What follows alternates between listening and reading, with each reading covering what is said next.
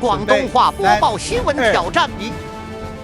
Hello， 大家好，歡迎收睇《坦坦雲特別新聞報道》，我係主播張浩斌。咁多次榮獲新聞專業獎項肯定嘅節目《一周實談》呢，而家已經正式開播啦。今次嘅陣容非常之豪華，三朵金花嘅陣容喎，有新聞界暖男之稱，即係我啦，係咪先？因為之前響疫情嘅期間啦，連續3個月戴住頭盔式嘅髮型嚟堅守主播台，同全國觀眾一齊經歷開呢個頭髮失控時期嘅豆腐花張浩斌。係啦，就係我啦。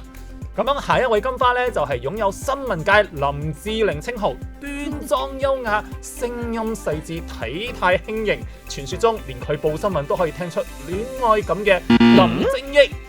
係應該大家第一次聽佢個名係用廣東話讀翻出嚟嘅。跟住仲有另一個呢，就係擁有新聞界笑容滿分稱號，熱愛戶外運動，面上嘅笑容彷彿全年無休，即使係星期一返工都好似拜五放工咁樣嘅太陽花張以柔。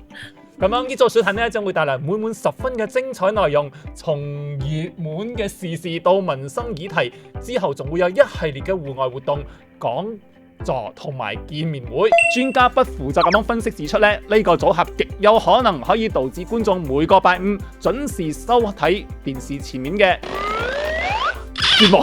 並出現而且出現1個鐘頭都唔夠睇嘅症狀喎。咁樣最後提醒大家啦，一周實談將會喺6月19號開始，每個星期五晚上9點半到10點半正式播出。主播張浩斌為你報道，我哋下次見。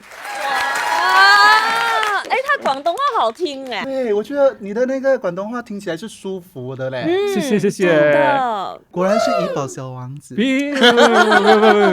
還好，大概啦。不過你念我林正英啊，林正英對，王正英啊，是我，我都要林啊，對，對，我們等一下，因為個名字，因為扣分了，因為個名字。